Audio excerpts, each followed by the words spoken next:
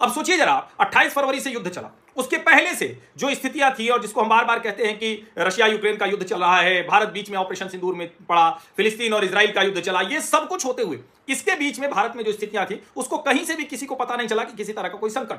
28 फरवरी के बाद जब युद्ध शुरू हो गया, अमेरिका और इजराइल ने ईरान पर बम बरसाना शुरू किया, ईरान ने यूएई और दूसरे जो देश हैं उन सबको मारना शुरू किया। और आप जरा सोचिए, सऊदी, यूएई, बहरीन, कतर, इन सब पर वो मिसाइल दाग रहा था। उसके बीच में जब दुनिया अस्त व्यस्त त्रस्त हो गई तो भी भारत ने उसको संभाल कर रखा।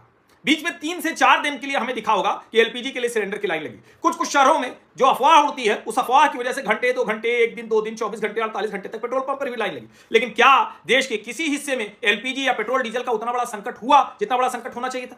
क्यों नहीं हुआ? पहला तो ये कि भारत की सरकार ने 2 दर्जन की बजाय लगभग जो 4 दर्जन देशों से कच्चे तेल और गैस की आपूर्ति की, जिससे आपको पता नहीं चला। दूसरा, जो गैस की आपूर्ति है, सरकार ने जो डोमेस्टिकली हम प्रोडक्शन करते हैं पीएनजी यानी पाइप्ड नेचुरल गैस, एक तो लिक्विफाइड गैस होती है जो एलपीजी के तौर पर, वो एलपीजी सिलेंडर में आती है, पीएनजी जो पाइप के जरिए आती है, शहरों में पीएनजी का दायरा बहुत बढ़ाया। आईजीएल हो, दूसरी प्राइवेट कंपनियां हो, उन्होंने उसको बहुत आगे पहुंचाया।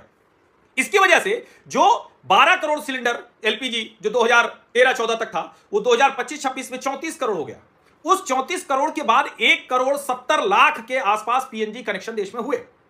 भारत सरकार ने एक और काम किया, भारत में जो डोमेस्टिक गैस का प्रोडक्शन है, जो 36,000 मीट्रिक टन हुआ करता था, उसको 54,000 मीट्रिक टन कर दिया।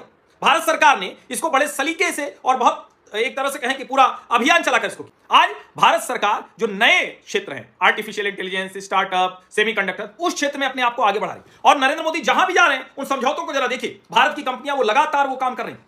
दूसरा, हमने पावर सेक्टर का रिफॉर्म किया। हमने इतना जबरदस्त रिफॉर्म किया कि आज हम 2013 की तरह नॉर्दर्न ग्रिड फेल नहीं होती। आज हमारे यहां 264.5 गीगावाट रिकॉर्ड पावर है, उसके बावजूद वो डिमांड हमने हासिल कर ली, सप्लाई उसकी पूरी है। कहीं कोई नॉर्दर्न ग्रिड फेलियर नहीं हुआ, जैसा यूपीए के शासनकाल में 2013 में हुआ था कि उत्तर भारत में बिजली ही चली गई थी, नहीं हुआ ऐसे।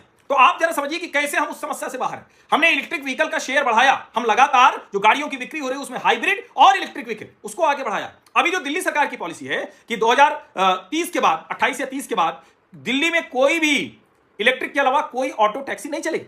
उत्तर प्रदेश की सरकार ने ईवी पर बाकायदा टैक्स छूट दे रखी है, 1.5 लाख रुपए आपको बच जाते हैं उसके रजिस्ट्रेशन में और दूसरी भी बचत हो जाती है। ये सब काम वो करते हुए हम दिख रहे हैं। अब जरा सोचिए, भारत की 99% मोबाइल फोन की डिमांड आज डोमेस्टिक प्रोडक्शन से पूरी हो जाती है। 99% डिमांड मैं कह रहा हूं, इसको जरा आप ध्यान से सुनिएगा। पीसीबी असेंबली हो, बैटरी मैन्युफैक्चरिंग हो, कैमरा मॉड्यूल हो, डिस्प्ले मॉड्यूल हो, सेमीकंडक्टर रिलेटेड इन्वेस्टमेंट हो, ये सब हम लगातार कर रहे हैं। आत्मनिर्भर भारत की तरफ बढ़ते चले जा रहे हैं।